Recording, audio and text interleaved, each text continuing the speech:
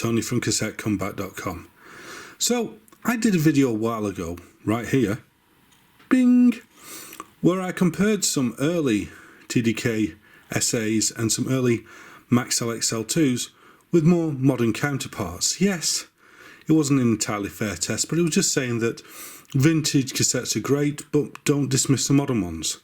But today I'm going to do a video on the cassette which I think gets very, very unfairly treated. And what cassette is that? It's this one. The last generation TDK SA90. Now, in the other video I used this generation. What's the difference? Well, there is difference. It's subtle. But if you look on the front of this one, you can see it says TDK Life on Record, whereas this one doesn't. So what does that mean? Well, it means that this one was made by TDK when they were TDK, but this one was made by Imation when they bought TDK's magnetic division. Now, a lot of people say that this cassette is poor. It railroads, tram lines, whatever. The shell isn't as good. It's missing the metal magnetic shield under the tape. Basically, this is as bad as SA's got. And I say, well, let's have a look and a think and a compare of this cassette with its more illustrious forefathers and see if this really is just a case of perception or whether there is actually something in it.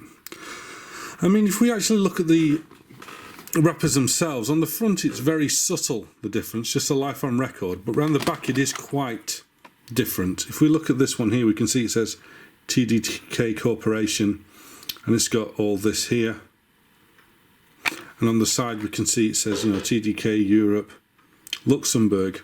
But on here we can see it's quite a different back, just lots of different languages, but it's now Imation Europe and TDK Life on Record Australia, TDK made in Thailand.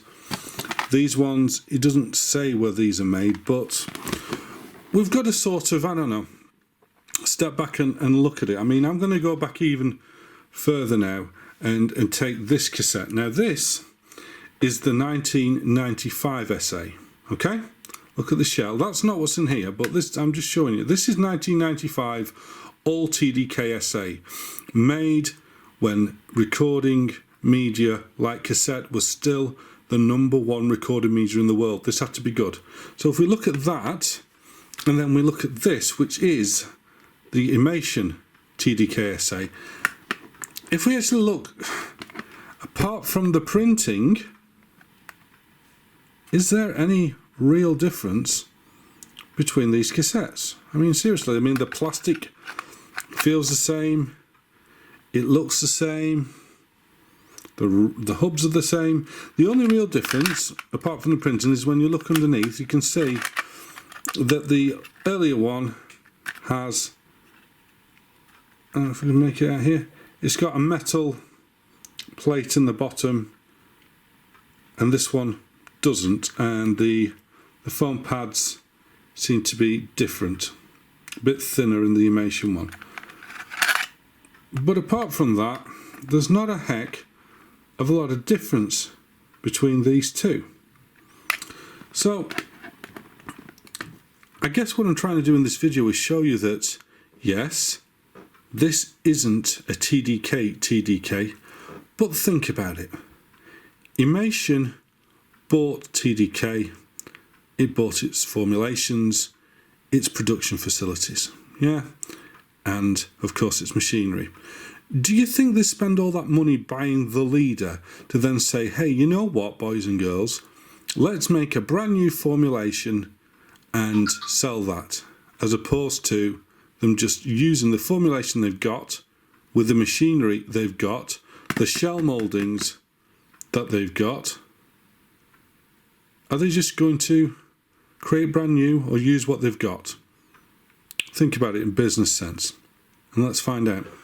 Okay, so I'm going to use my Aiwa ADS 950 again for this, because I want to visually show different levels and biasing. Now, like I've said before, this deck is biased to the SA. I've done that myself. In fact, this is the very one that I biased it to. I biased it to the 1992 SA because I got a lot of these, and I really like these. I always like these in the day. Yeah, these are superb cassettes. So let me just show you, right? If I put this in now, I'll just, if you can see over here, yeah, we can see that the bias fine and the rec sensitivity are 12 o'clock dead on center. Yeah, so if we now calibrate up this, I shouldn't have to do anything. It should just be there. Indeed, there we go. Obviously a bit of flickering, but yeah, that's biased correctly. So the 1992 formulation, it biases just like it. So if I now take out the 92 formulation and I put in the 1995 formulation, which is the one that came after it, yes, this is used, yes. But the point is, in 1995, CDR wasn't really there. Minidisc was there, but it wasn't making much of an impact. So cassettes were still the main home recording format. So the SA was already the cash cow for TDK. So they had to make sure that this version, which came out in 95, so it was developed previously, they had to make sure this was good because it was still going to be their cash cow. This had to be a good cassette. So let's see how this compares bias and level wise to the 1992 version. And as we can see, it's pretty much exactly the same as the 1992 version. I mean, think about it. I mean, it's the best selling cassette in the world. No one else was really doing anything spectacular. Why change a good thing? Give it a new shell, give it a new wrapper, but essentially this seems to be the same tape that's in the 1992 version. Now let's go back in time a bit and go to this version, the 1990. Now the 1990 to me is almost like a benchmark for the SA because it was always, is it better than this cassette? Because I love this cassette in the day.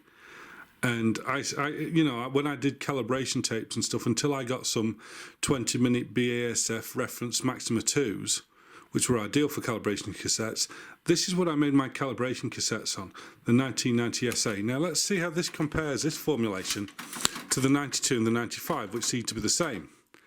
Now if we look, we can see that it's actually a brighter formulation. You need to add bias to this. So if we add some bias, we take this down to where it really needs to be. Let's just add some more. Yeah, there we go. Right, that's about where it needs to be. And if we look now, we can see we have added bias to it.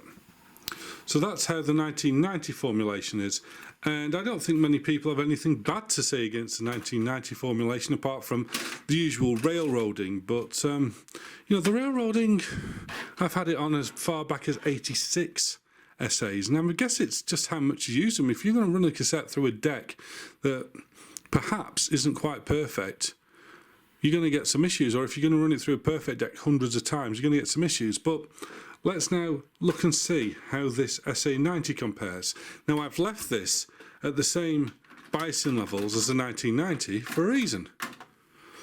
Because if we look, this Imation SA, biases and levels virtually identical to the 1990 formulation.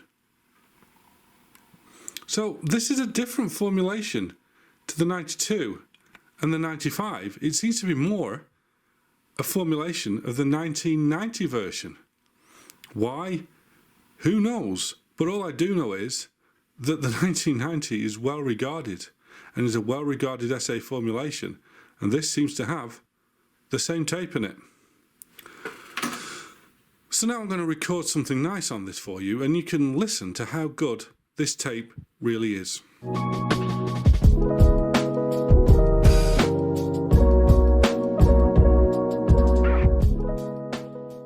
Okay, so I've recorded this Imation SA on the Dragon with a song from the YouTube royalty-free library called Slip, and then I'm going to play it back in this little Dual 802. Now, the thing is about this deck, this is a bottom of the range 2-head deck from the 80s. I mean, I still like these decks. I think they're really lovely made, well engineered, very pretty, and the bottom line is that it is still a cheap bottom of the range deck. So listen to how good this sounds on a cheap bottom of the range deck before you say this is a rubbish cassette, badly made by people that didn't care. So have a listen and tell me what you think.